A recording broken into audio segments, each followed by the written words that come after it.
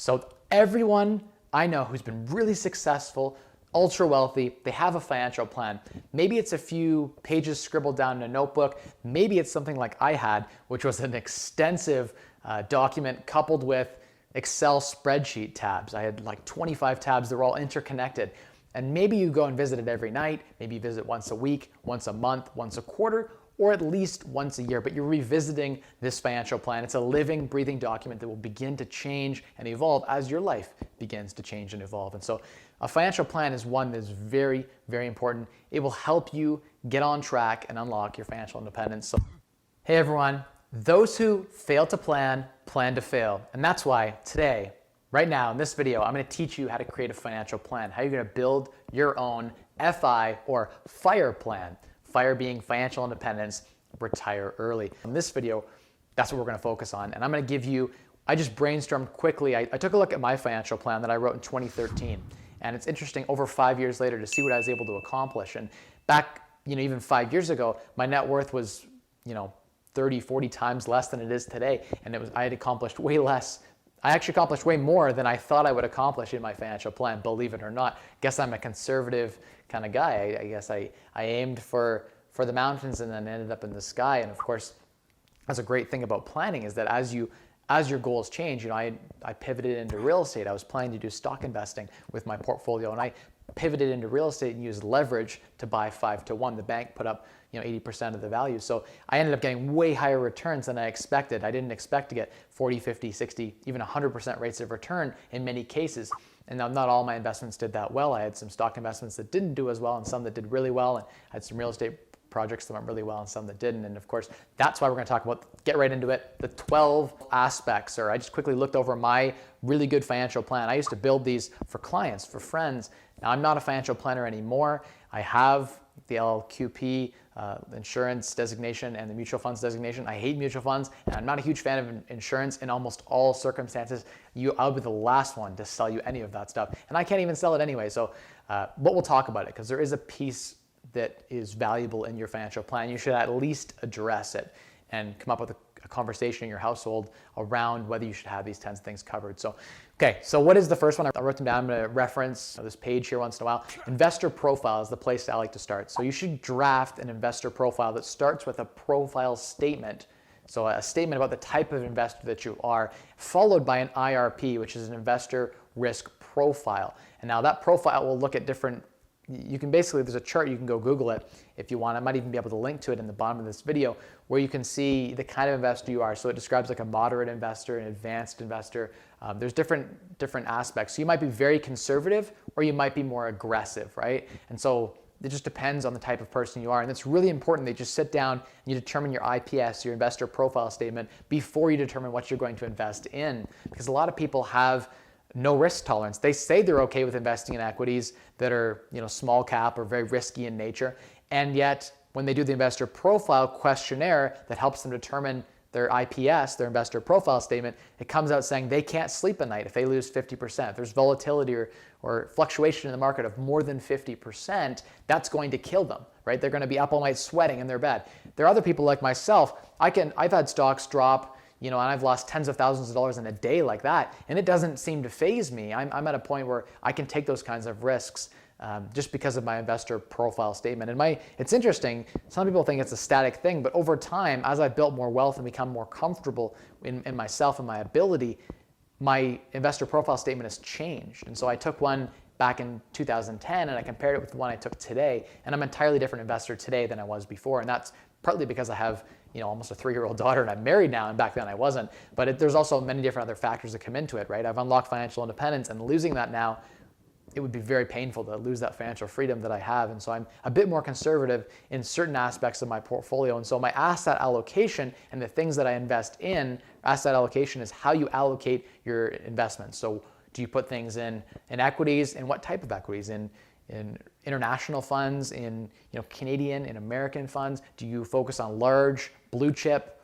large companies, or do you focus on mid cap or small cap? Do you invest in local businesses? What do you invest in? It all comes back to what is your investor profile statement. So you have to define the type of investor you are, and that will determine what your able to invest in. And so start there. That's the first place in your financial plan. I'm going to get to the juicy stuff too, which is, obviously your budgeting and your net worth tracking. And of course, at the end of this video, your financial plan will tell you your number. What is the number you need to walk away? For me, for a long time, it was $625,000. That was my number that I needed to just be done with everything. I could live off the passive income for the rest of my life.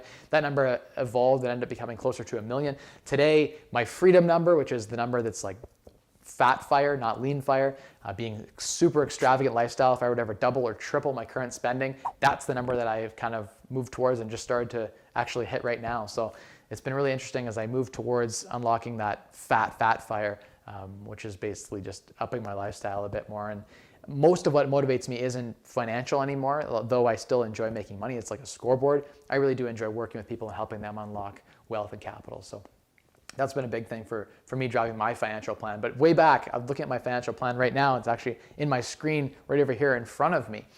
And I'm looking at some of the goals, right? That's really important. So you have your investor profile statement. I start with that right straight away. Then I move right into my goals and my dreams. And I talk about all the things that I want to achieve with my life. Do I want, for instance, to be a father? Did I want to have children? Did I want to get married? Do I want to travel the world? Will I even be in Canada in retirement? Or might I be in Costa Rica? Who knows? Might I be in the United States?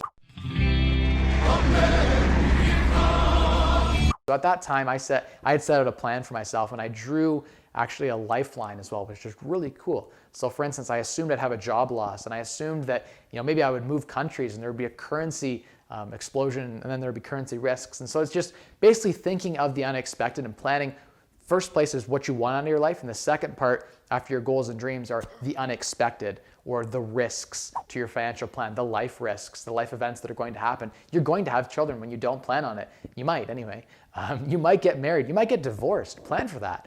You might find that 20 years from now you have a major health issue. Did you plan for that, right? So having those contingencies in your plan is very, very important to your financial plan. If you just do a really quick financial plan, the place to start is track your spending, track your income, forecast your income how it's going to change over time, and forecast how your expenses will change year to year. So try to basically map out how your spending is going to change. Maybe you're going to go from renting to buying a house. Well, go and explore, create a budget and say, what is it going to cost me with this house? And you can go online and find out what people are spending to live in their houses and at that size and their property taxes and all of that. You can investigate all of this and build out what it's going to cost you to live. I built out until I was 65 different life scenarios to see what it would cost if I chose to live on a horse farm. For instance, my wife used to be a horseback rider, and she's big into horses. So I thought maybe we'd have a horse farm, or maybe live on a really nice house on the beach, or maybe we live in the city. I don't know. Maybe live in the country. So there's so many options. I mapped a bunch of them out and picked the middle ground for my financial plan. But you got to look at that and say, hey, what do I want out of life, and what could happen along the way to derail my plan?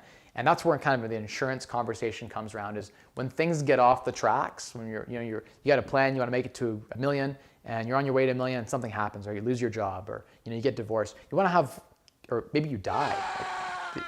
We all will die. We all will likely die at some point, unless we make it to the singularity, which that's what I'm hoping for. I really, honestly, truly am hoping for that for myself. But let's just say we all are probably going to die, and if we die, or if we get sick, which I think it's like 90% of people get sick for more than a month within their life at some point. So you likely will become sick and disabled for some point, even if you break your arm, or maybe it's a permanent disability. You will likely have something happen to you. So plan for that event. If you can self-insure, that's even better. Some people can't. If there's some tax advantages to like whole life policies where you can actually grow money within a policy in basically an environment where it's completely tax-free. And if your tax rate is high enough, your tax savings are higher than the fees associated with that insurance, then that's a win. I didn't have insurance for a long time because the fees associated with that insurance were not greater than my tax rate. My tax rate was about 25% on average, and it didn't make sense to throw things into an insurance policy because I wasn't making enough to cover the fees, because insurance is very, very expensive. There are a lot of fees associated with that. The financial advisors are getting their pay. The insurance companies are getting their paycheck. Everyone's getting a little bit of a cut, and so there's a lot of fees associated with that, of course, pooling of capital for insurance. But of course, okay, so we've got your goals, then you've got your unexpected life events, your insurance that kind of comes with that. You've got your goals, your dreams that now flood into mapping that out financially. So you set qualitatively what you want for your life, then you try to map out what that's going to cost. So what does it cost to build that dream life for yourself? So there'll be a section in your financial plan that'll talk about what the budget looks like for 2018, 2019, 2020, maybe in 2025. And you have to make a lot of assumptions. This is something we do in consulting and in business. An assumption is basically you assume something is going to happen and you do your best to make the most reasonable assumption that you can. It can never be perfect, but you do your very best to make an assumption and then you move on. So you say, I assume that I'm going to get a 10% raise each year. And you do your best to educate yourself. You say, based on my career trajectory, based on what I want to accomplish, this is reasonable. And you do your best to make a reasonable assumption, and then you move on. And at the end, you do a sensitivity analysis. So you take a look at that, and you say, what happens if I make 5% more or 10% less? And you run that different scenario, and you run a high, a low, and a medium scenario, and you say, these are the 3 different trajectories that I'm on. I'm going to retire in either 9 years, 7 years, or 5 years. So you can kind of map that out. And it's really cool to do. It's very therapeutic, and it gets you motivated towards your goals. I love doing it, and I love tracking it, of course. So you've got your goals, you've mapped out the cost of those goals, and then of course you've mapped out your income aligned with those goals too. So if you're going to promote it at certain times, factor that in. I factored in I get promoted to manager by right now, and I got promoted to manager when I was just before I was 23 at the time. I got promoted to manager.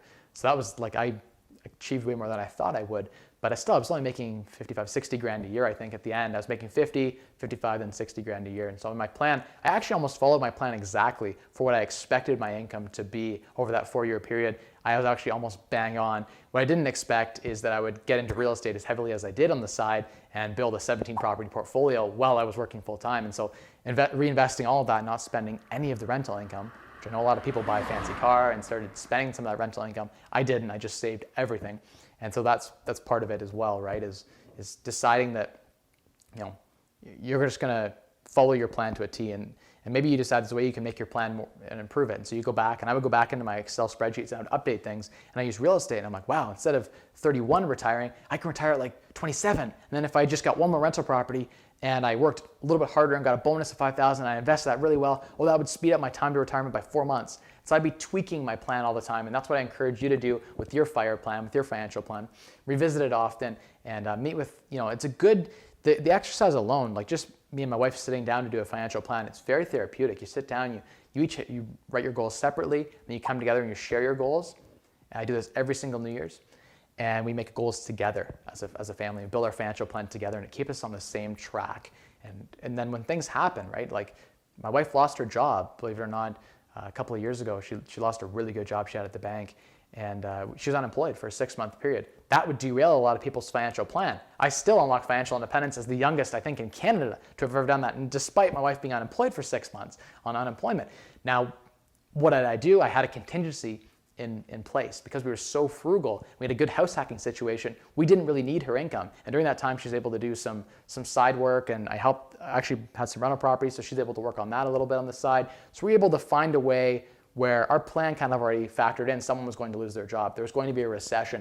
I planned for these things to happen, and you should too, because when it happens, you've already got a plan B, C, and D. And it's not going to be as good as if, she obviously had her job, we would have had an extra 50 grand and her net worth over that, year or whatever, or I guess her salary was 37. So an extra 37,000 in our pocket, but that's okay because we made the best of it. And our plan was set up so that we could still unlock financial independence. It would just cost us a few months here and there. And we just have to work a little bit harder to reach our goals. And so it's just about planning for the unexpected, then you're ready for it. And in a lot of ways, that's huge. Next one that I like to focus on is investment style. So this is where I talk about portfolio distribution and asset allocation. So you might, for myself at the time, back then, I had a split of 90% equities, 10% bonds. That was my overall makeup of what I was investing in. And it was interesting. I had another like side portfolio for real estate, but my stock investing portfolio was like 90% equities and 10% bonds. So what that broke down to is I think I don't have it in front of me now, I'd have to scroll through the report, but roughly 25% was Canadian energy sector, large cap, like TSX type investing, index investing.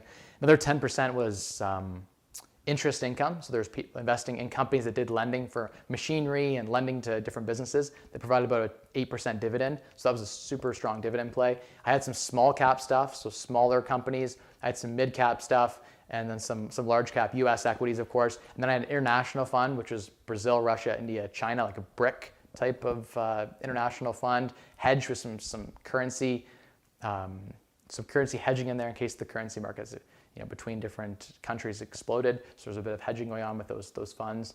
And it was mostly an ETF portfolio, but I did have a little bit of precious metals like gold and silver, and I had some commodities in my portfolio, 5 or 10%. It basically added up to 100% with investing in many different markets and small fractal percentages of many different companies. And that was the profile that worked best for me. And it didn't always align with my risk profile, but I knew my time horizon for my goals. Right?